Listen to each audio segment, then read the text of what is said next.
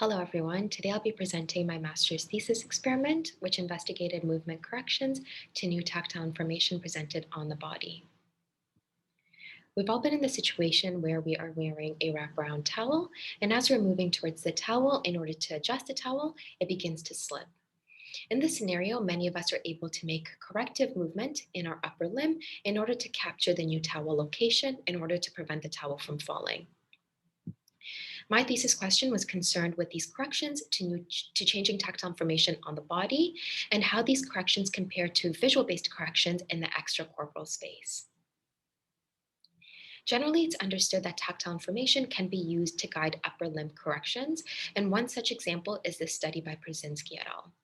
In this experiment, participants were making reaching movements with their right index finger towards an external target location.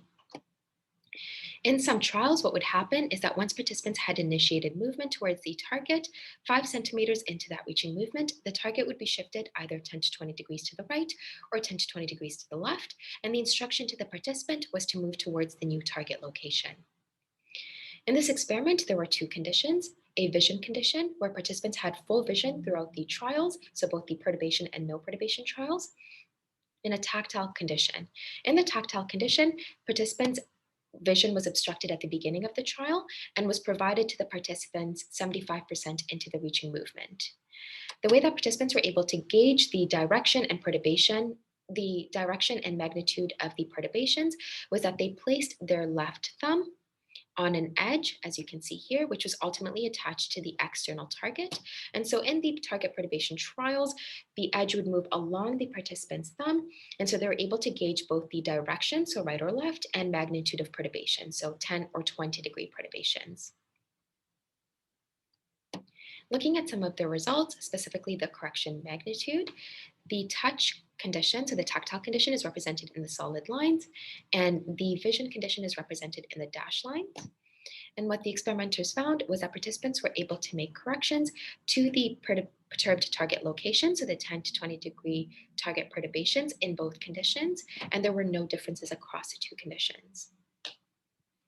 Looking at the correction latency findings on the panel to the right, what the experimenters found was that after perturbation onset, in both conditions, participants were able to adjust their movements roughly 110 milliseconds into the perturbation. And again, there were no differences across the 2 conditions. And what this study may suggest to us is that participants are able to use tactile information in order to guide upper limb movements. In my experiment, I was concerned with movement corrections to changing tactile information on the body. In this experiment, participants were making underhanded reaches with their right index finger from the home position to the target location. The target was always placed above the aiming console. In the vision condition, the target was in the form of an LED, and in the tactile condition, the target was in the form of a probe placed slightly on the side of the participant's left index finger. In both conditions, in some trials, once participants had initiated movement towards the target location, the target would be shifted either 3 centimeters away from the participant or 3 centimeters towards the participant's body, and the instruction to the participant was to make corrective movements towards the new target location. And so the reaching task was the primary task I just described. There were 2 conditions, vision and tactile, and within each condition, there were target displacement trials and no target displacement trials, and these trials were randomized within each condition. Participants also performed a secondary detection task. The purpose of the secondary detection task was to determine whether participants were able to detect movement in one modality faster than another modality. And so the same experimental setup was used, except this time participants remained on the home position. And when they either saw movement of the visual target in the vision condition or felt movement of the tactile target in the tactile condition, they were to lift their finger off the home position as rapidly as possible. And again, in each condition, there were target displacement trials and no target displacement trials, aka catch trials, which were randomized within each condition. In terms of the dependent variables and statistical design, for the reaching task, I was concerned with correction latency, correction magnitude, and endpoint variable error, and the detection task, I was concerned with reaction time.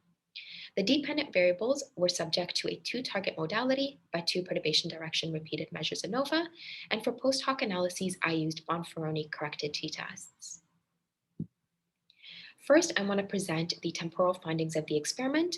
On the panel to the left, we're looking at the detection task reaction time, which was calculated as a time difference between the target movement onset and finger movement onset. So again, in this task, participants were simply to lift their finger off the home position when they felt tactile target movement or saw visual target movement.